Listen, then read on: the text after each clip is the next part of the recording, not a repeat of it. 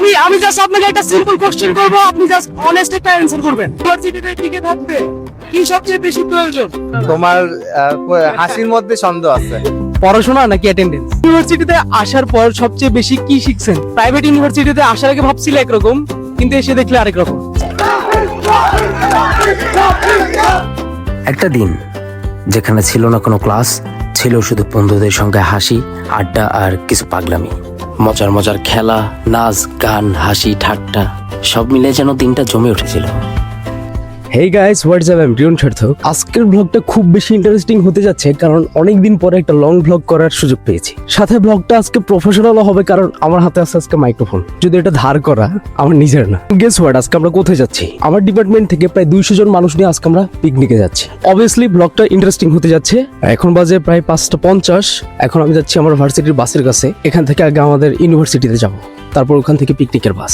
আজকে একদমই বেশি এক্সট্রা কোনো সিন হবে না, জাস্ট ইন্টারেস্টিং ব্লগ হবে। সো দেখা হচ্ছে বাসে গিয়ে। ওয়েল, বাসে বসে বসে একটা কথা বলে দিই, আজকের পিকনিকটা আসলে কয়েকটা ভাগে হবে। কোনো এক্সট্রা কোনো কিছু দেখাবো না, জাস্ট যেগুলো ইনক্লুডেড, যেগুলো ইন্টারেস্টিং, পার্ট বাই পার্ট আমি এটা দেখাবো। আর কি কি পার্ট আসতেছে এটা ইউনিভার্সিটি গিয়ে বুঝতে পারবো, সেখানে গিয়ে সবাইকে জানাবো। সো গাইজ, এখন আমরা ইউনিভার্সিটিতে আছি। এখানে এসে আমি একটা লিস্ট দেখলাম, মূলত আজকে আমাদের কি কি প্রোগ্রাম হবে। আমি টাইমটা বলে দিচ্ছি আসলে কোনটার পরে কোনটা আসবে। প্রথমে আসবে 9টা বাজে আমাদের এখানে arrival at the venue and registration. এখান থেকে আমরা 9টা বাজে ওখানে চলে যাব।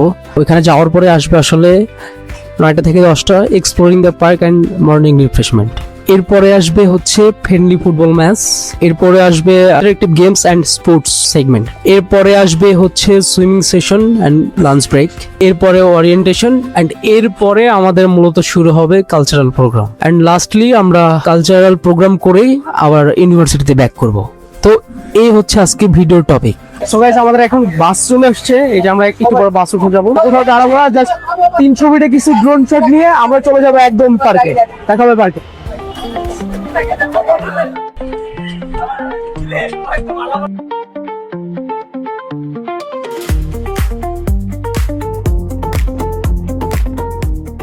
আমরা এই যে এখানে এখন একটা ড্রোন শট নেবো। এই ড্রোন শটটা নিয়ে আমরা বাসের একটা সিনেমেটিক ড্রোন শট নিব। পরে মূলত আমরা আবার রওনা দেবো ফিশার পার্কের উদ্দেশ্যে। ড্রোন শট নেওয়ার জন্য আসলে 300 ফিট দাঁড়াবো।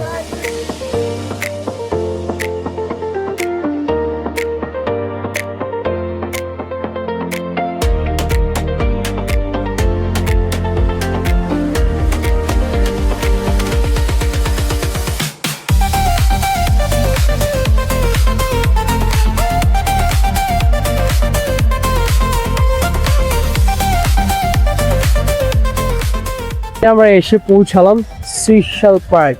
সবাই কি টোকেনের জন্য ওয়েট করছো? আজকের এই ওরিয়েন্টেশন আমার রিয়ন বন্ধু দেখি সিঙ্গেল থেকে মিঙ্গেল হতে পারে কিনা। অসম্ভব। কেন? ভাবছিলাম ওরিয়েন্টেশন এই জায়গায় আসার পরে বড় কিছু একটা থাকবো, একটা ওয়াটারল্যান্ড, না দেখলাম যে ছোট্ট একটা পুল। পোলাপা যদি নামে তো গায়ে গায়ে তো ভাই ঘষা খামরি, কিসের পার্কে আসলাম। আমি বললাম যে দেখা যাক সম্ভব নাকি এবার তোরে সিঙ্গেল থেকে মিঙ্গেল করা। অসম্ভব। সম্ভব। অসম্ভব। আমরা চাইলেই সম্ভব। মানুষ চাইলে কি না পারে। ওই জায়গা আকাশে প্লেন কিভাবে ওড়ে মানুষ। কিন্তু আকাশ পাতাল এক হয়ে গেল, এটা আর কখনো সম্ভব। রিয়ন সিনিয়র পছন্দ করে ম্যাচিউর একদম। আর না ম্যাচিউর আবার হবে না রিয়ন, তাহলে রিয়ন কি বুঝাবে? আজকে এখানে আমরা ওয়েট করছি আসলে টোকেনের জন্য। এখানে দাঁড়ায় থাকতে থাকতে আমরা বিরক্ত হয়ে গেছি। আমাদের টোকেন নেওয়া শেষ। এই টোকেন দিয়ে আসলে আমরা খাবার পাবো। সো আমরা এখন পার্কটা এক্সপ্লোর করছি। নিচে ছিলাম, স্টেজটা পরে দেখাবো। আসলে স্টেজ দেখে আমরা একটু হেঁটে ঘুরে ঘুরে দেখছি আসলে কি কি আছে। অনেক বড় আসলে, তবে এখানে দেখানোর মতো কিছু নাই। এটা সত্যি, এটা একটা বাচ্চাদের পার্ক। অনেক কিছু আছে বাট আমরা দেখতে পাচ্ছি। এদিকে সুইমিং পুল।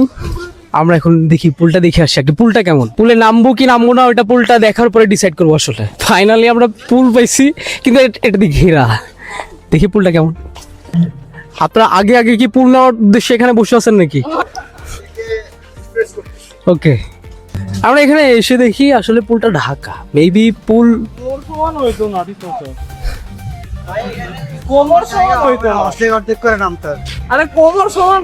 পুল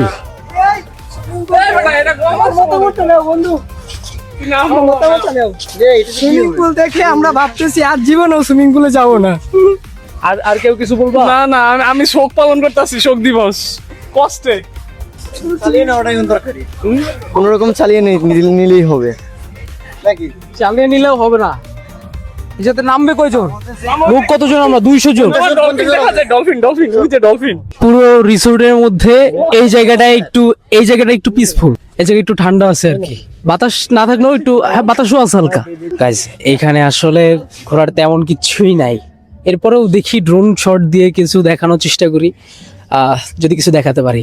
এছাড়া ভাই স্পেশালি দেখানোর মতো কিছু নাই, হাঁটতে হাঁটতে শেষ, অলরেডি ঘেমে গেছি। এখন এই ড্রোন শট গুলো নিয়ে আমরা সামনে গিয়ে বসবো, স্যার ওখানে গান গাচ্ছে, গান শুনবো বসে বসে। ওকে, আরেকটা কথা বলি, হয়তো আমার ব্লগে কখনো কোনো মেয়ে আসে নাই এর আগে, হ্যাঁ আমিও কখনো আনি নাই, তবে ভাই কিছু করার নাই, এই ব্লগে হয়তো অনেকে রেকর্ডেড হয়ে যেতে পারে, সবাই আমার নিজের একটু অ্যাডজাস্ট করে নিতে হবে আর কি।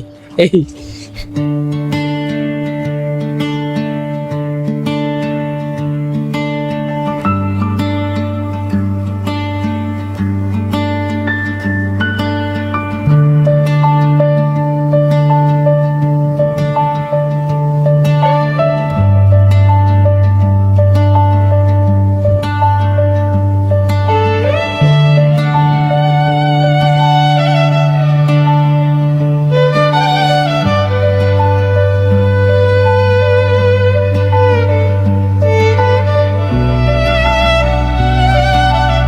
ওকে গাইস, এখন এখানে মোরগগুলো খেলা হবে, এটা আমরা এক্সপ্লোর করব। আমরা দেখি কে জিতে, যে আমাদের ছেলেরা এখানে, আশা করি তারা জিতবে। আমাদের সকল মোরগ বাচ্চারা লড়াই শুরু করেছে। এই যারা আছে তো শেষ, বাইরে বলো।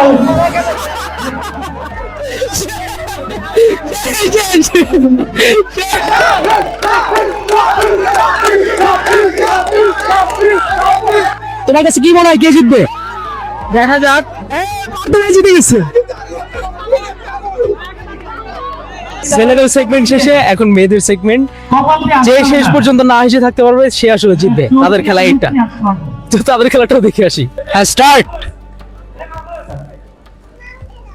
আসসালামু আলাইকুম, সবাই কেমন আছেন? আমি একটু রাত্রি আপনাদের সাথে দেখতে চাই।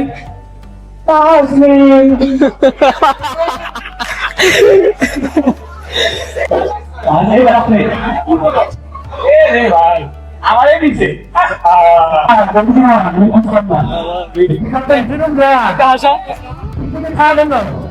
আমি কি নগদে 2 জনের আউট করে দিই?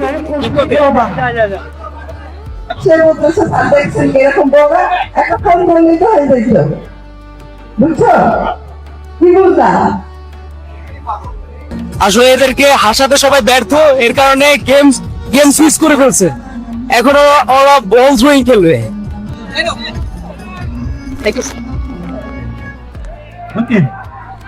আসলে অ্যান্সার আমাকে একটু চিপস দিল। মেয়েদের এই বোরিং খেলা দেখতে দেখতে হঠাৎ একটা ভাবনা আমার মাথায় আসলো। সবাই ওইদিকে খেলতেছে, কিন্তু আমরা এখন চলে আসছি পুলে নামতে, কারণ একটু পরে পুলের অবস্থা হয়ে যাবে খুবই খারাপ, তখন একদমই নামতে পারবো না, তাই এখনই নামতে চলে আসছি। চেঞ্জ করে আসি। সো গাইস, আমি চেঞ্জ করে ফেলছি, এখন পুলে নামবো।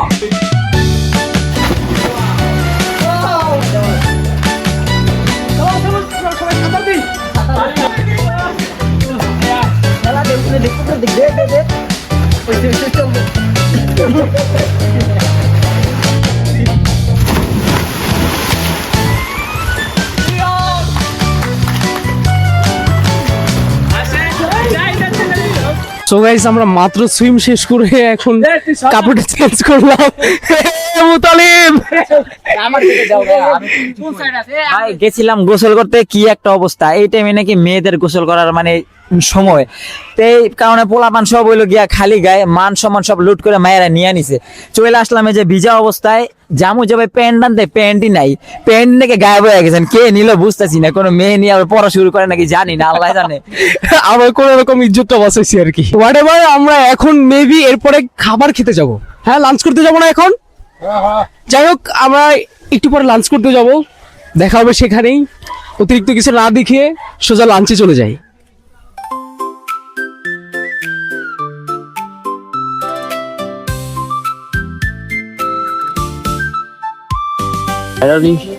নিয়ে ফেললাম। খিদে পাচ্ছে প্রচুর, খাওয়ার পরে কথা বলি।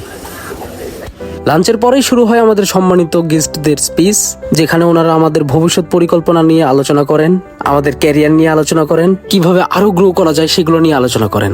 স্পিচ শেষে আমরা সকলে আবার ফটোশুট করি।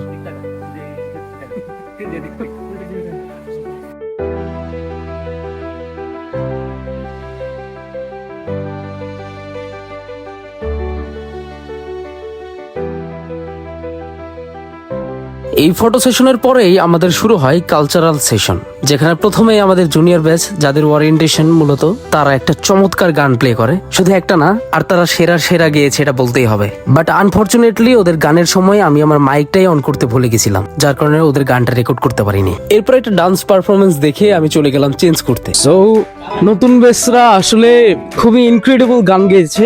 আমাদের ডিপার্টমেন্টে তো ট্যালেন্টেড ছেলে মেয়ে আছে, আসলে ভাবতে আসলে খুবই ভালো লাগে। আমরা গান দেখলাম ইনক্রেডিবল। এরপর আমরা আমাদের সেকশনের, আমাদের ব্যাচের মনিকার নাচ দেখলাম, সেও খুব ভালো নাচে। আমরা জানি ক্লাসিক্যাল ডান্স খুবই ভালো নাচে ও। এরপরেই আসলে আমাদের একটি ড্রামা আছে, মূলত আমি সেখানে আছি। সেই ড্রামার জন্যই শার্টটা পরতে যাচ্ছি, আসলে কস্টিউম পরতে যাচ্ছি আর কি। লেটস গো, আগে চেঞ্জ করে আসি। এই যে শার্টটা চেঞ্জ করে ফেলেছি আসলে। আমি রিয়ন ছাত্র। কস্টিউম আসলে বলতে এমন কিছু না, জাস্ট একটা শার্ট। আচ্ছা, আমাদের ড্রামার একটু দেরি আছে, আমাদের ড্রামার একটু দেরি আছে। চলেন একটা মজাদার গেম খেলে আসি সবার সাথে। সবাইকে কিছু রিলেটেবল কোয়েশ্চেন করবো, দেখি কে কি উত্তর দেয়। Let's see.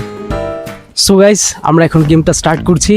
আশেপাশে যাকে সামনে পাবো আগে তাকে কোয়েশ্চেনটা করবো। আমরা এখানে পেয়ে গেছি আমাদের এক ইমিডিয়েট সিনিয়র ভাই। আমরা একটা গেম খেলছি, আপনি কি খেলতে ইচ্ছুক? তা আমি জাস্ট একটা আপনাকে সিম্পল কোয়েশ্চেন করবো, আপনি একটা অনেস্ট একটা অ্যান্সার করবেন। একটা জিনিস বলেন যেটা ইউনিভার্সিটিতে আসার আগে ভেবেছিলেন একরকম, এসে দেখলেন যে আরেক রকম, সেটা কি? ইউনিভার্সিটি লাইফে সবচেয়ে ডিফিকাল্ট সাবজেক্টটা কি, পড়াশোনা নাকি অ্যাটেন্ডেন্স? ইউনিভার্সিটিতে আসার পর সবচেয়ে বেশি কি শিখছেন পড়াশোনা বাদে? ইউনিভার্সিটিতে টিকে থাকতে কি সবচেয়ে বেশি প্রয়োজন? এমন কিছু একটা বল যেটা তুই ইউনিভার্সিটিতে, প্রাইভেট ইউনিভার্সিটিতে আসার আগে ভাবছিলে একরকম, কিন্তু এসে দেখলে আরেক রকম। অ্যাটেন্ডেন্স। অ্যাটেন্ডেন্স এটাই হচ্ছে ডিফিকাল্ট সাবজেক্ট, বিকজ অ্যাটেন্ডেন্স না থাকলে আসলে আমি উইকলি কয়দিন ভার্সিটি আসতাম, আমার কেউ চিনতো কিনা I don't know. Okay guys, এটা সবার ক্ষেত্রে হয়। পড়াশোনা বাদে একটা জিনিস শিখছি, সেটা হচ্ছে প্রচুর তেলবাজি করতে হবে ভাই। এটা তোমার ক্যারিয়ার লাইফটাকে একদম পুরো উপরে উঠাই দিবে, আর এটার অভাব তোমাকে ক্যারিয়ার লাইফে একদম নিচে নামায় রাখবে, বুঝছো? তেলবাজি সবাই পছন্দ করে ভাই, তোমাকে বুঝতে হবে যে কে তেলবাজি পছন্দ করে। এখন তুমি যদি যে তেলবাজি পছন্দ করে না, তাকে যদি তেলবাজি দাও, তেল দাও, তাহলে হয় তোমাকে এমন ধ্বংস করবে এটা তুমি কল্পনা করতে পারো না। এটা হচ্ছে মূলত অনেস্টলি যেটা বলতে, আমি ভাবছিলাম যে প্রথমে প্রাইভেট ইউনিভার্সিটিতে পড়ালেখা অনেকটাই নাই বলতে চলে, বিকজ এগুলো একটা রিউমার ছিল যে আগে প্রাইভেট ইউনিভার্সিটিতে নাকি টাকা হলে অনেক কিছু করা যায়, কিন্তু পরে আমার আর কি এই ভুল বিশ্বাসটা ভাঙছে। দেন দেখতেছি যে 7 দিনের একটা দিনও ছুটি নেই, প্রেজেন্টেশন থাকে, ক্লাস টেস্ট থাকে, অ্যাসাইনমেন্ট থাকে, আবার রেগুলার ক্লাস থাকে। শুক্রবার বাদে গার্লফ্রেন্ড থাকা প্রয়োজন সবচেয়ে বেশি, কারণ আমার 3 বছর গার্লফ্রেন্ড হয় নাই, এই জন্য আমি ব্যর্থ। অনেস্ট অ্যানসার ভাই। আস কি দেখলাম, ভাবছি অনেক দুষ্টামি করবো, বাট ওরকম কিছুই হয় না। ইউনিভার্সিটিতে এসে খালি পড়া। আপনার তো দুষ্টামি করতে শেষ হয়ে গেল। আপনাদের তো দুষ্টামি করতে শেষ হয়ে গেল ভাই। আমাদের প্রচুর পড়ার চাপ ছিল, পুরো দুষ্টামি আমরা নিজেরাই। তাই হ্যাঁ, ওকে, আপনাদের আসলে তেমন ইন্টারেস্টিং যায় না আর কি জার্নিটা। সো গাইস, সবাইকে কোশ্চেন করা শেষ। শুনলেন যার আলাদা পয়েন্ট অফ ভিউ। তো মেবি আমার এখন ড্রামার ডাক চলে আসবে, তো চলেন আগে আমার ড্রামাটা শেষ করে আসি।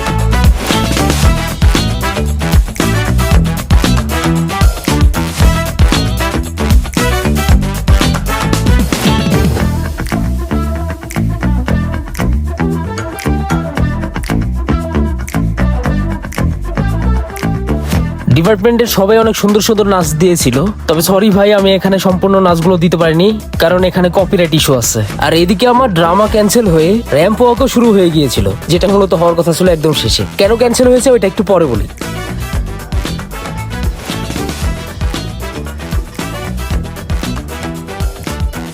দেখতে দেখতে প্রাইজ গিভিং সেরিমনিও শুরু হয়ে গেল, যেটা মূলত ইন্ডিকেট করে অনুষ্ঠান এখানেই শেষ। Hope you guys enjoy. আমার আসলে ড্রামাটা ক্যান্সেল হয়ে গেছে, আরো শুধু আমার ড্রামা না, আরো বেশ কিছু ক্যাটাগরির পারফরমেন্স ক্যান্সেল হয়ে গেছে। আমাদের মাঝে হঠাৎ করে একজন আসলে একটু বেশি অসুস্থ হয়ে যায়, যার কারণে ওইটা ক্যান্সেল করতে হয়। So hope you guys enjoyed. আমি পুরোটা কভার করার চেষ্টা করেছি, যদিও ভালো হয়েছে কিনা জানি না। আশা করি আপনারা এন্টারটেনমেন্ট পেয়েছেন। সো এরকম ভ্লগ হয়তো আরো আসবে, হয়তো জানি না আসবে কিনা, হয়তো আসবে আরো। ততক্ষণ সবাই ভালো থাকবেন আর আমাকে দোয়ায় মনে রাখবেন। So tata.